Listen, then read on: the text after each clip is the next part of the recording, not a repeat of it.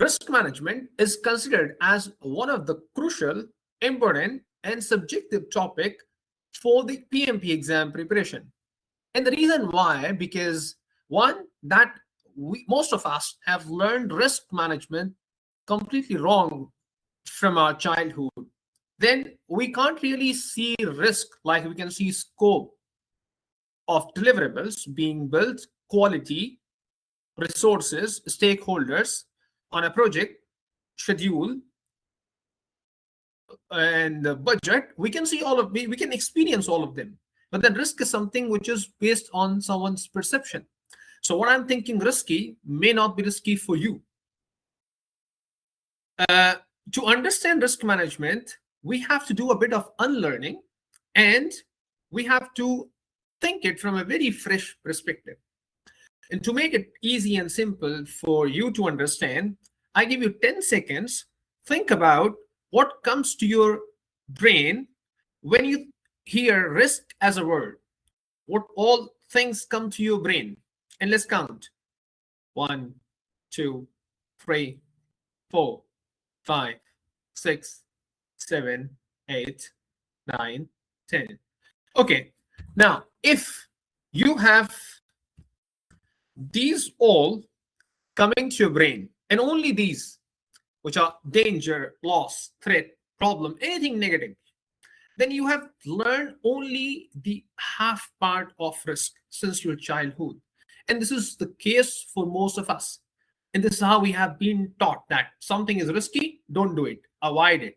And the only two terms as risk response strategies we have learned since our childhood, most of us, avoid or mitigate. But risk, by definition, is an uncertain event that, if it occurs, may have positive as well as negative impact, negative effect on the objective. So it's not that risk will always be negative. Risk is also positive. And this is why risk has the other side of it. So we have the negative side, which is the negative risk, which basically is called threat. But on the other hand, we have the positive side, the positive risk, which is called opportunity. So risk could be either a negative or a positive. Negative risks are called threats, positive risks are called opportunities. And you take an example. Let's say you start a business and you invest in that business, maybe 1 million USD. So this 1 million you're putting on a stake for that particular business that may or may not run, may or may not be successful. But then you're looking at the opportunity, not on the negative side of it. Yeah, I understand that you do your business analysis, you do your all needs assessment, business case analysis, you do your strength, weakness, opportunity, threat, SWOT analysis. That is all understandable, but then you still have a chance of losing in your business. You still have the potential probability of losing money in that business, but you are still proceeding because you see an opportunity. So if you link it back how you may have been thinking about risk up until now, so risk has opportunity and threats both. So risk is something, an uncertain event, which if it occur may have positive or negative impact on the objective. Now, one classification which is generally done using this framework, this is called basically Risk Knowable Framework.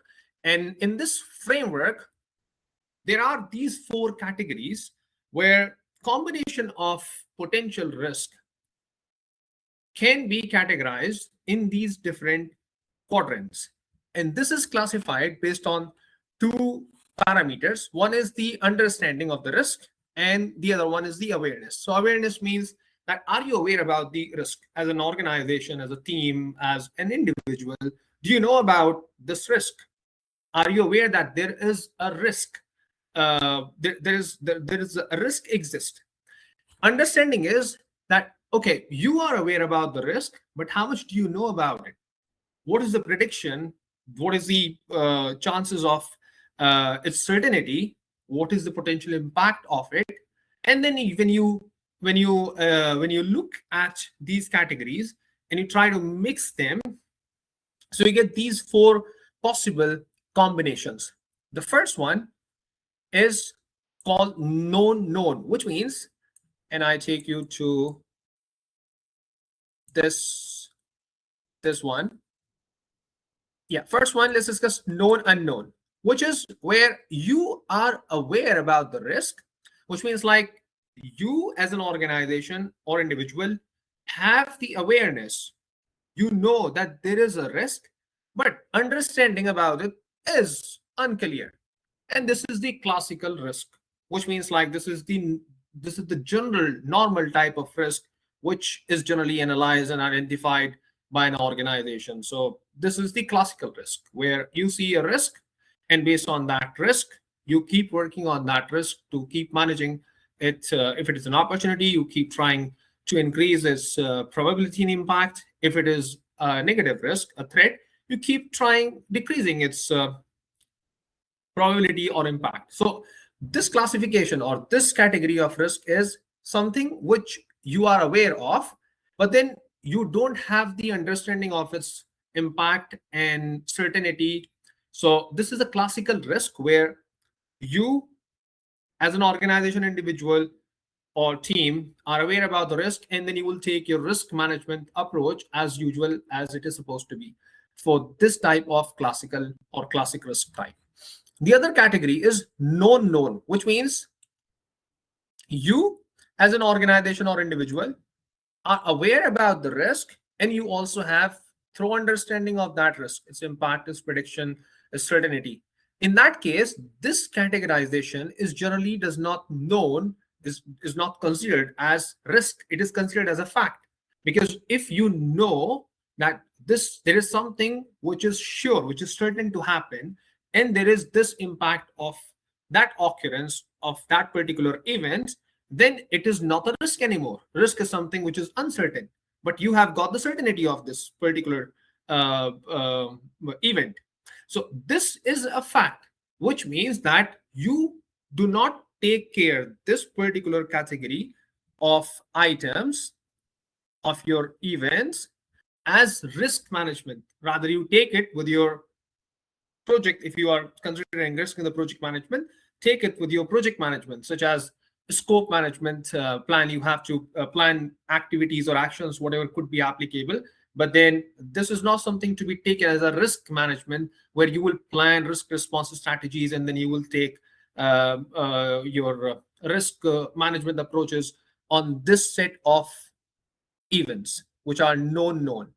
The third one is unknown, which means if we look at these exists, so awareness is low, but then understanding is high, which means that you as an organization or individual are not aware about risk, that there is something as an unexpected event potentially exist, but then understanding of this exists there, which means like you have low knowledge, or you have low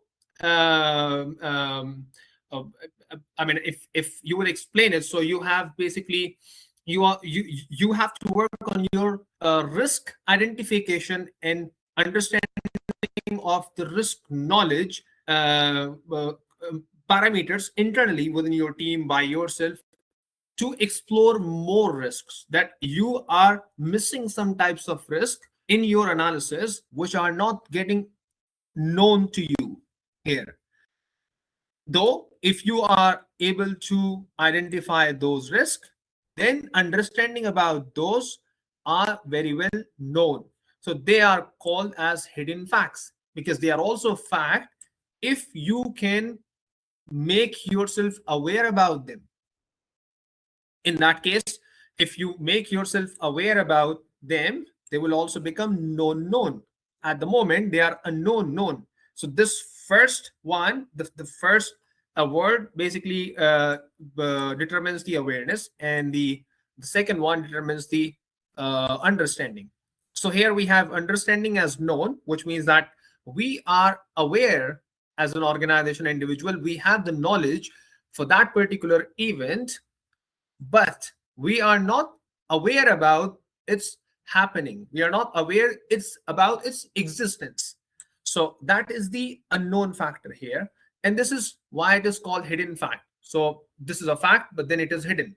The moment it emerges, the moment it happens, then you have you realize that you have missed this particular event in your identification, in your risk identification. And then the fourth category is unknown, which is something as basically it is called emergent risk or black swan, wherein like you do not have any clue about it. You only get to know it when it happens. So there is no awareness and there is no understanding about it. So this is that type of risk which happens without any awareness, without any understanding. So that is something which you cannot plan before. And if you consider it from the project management perspective, so if and you are aware about reserve, so management reserve is used to handle emergent risk, because these types of risk are something which you cannot plan in your cost baseline. So you have to use management reserve in that case. So in this quick short understanding, I wanted to give you an understanding of how you can understand risk management in very simple and easy to understand concept. I wanted to also give you these classifications so you can make yourself aware about these different risk categories. And if you're preparing for PMP exam or risk management professional exam, so these topics could be very beneficial for you. Thank you very much. Until next time.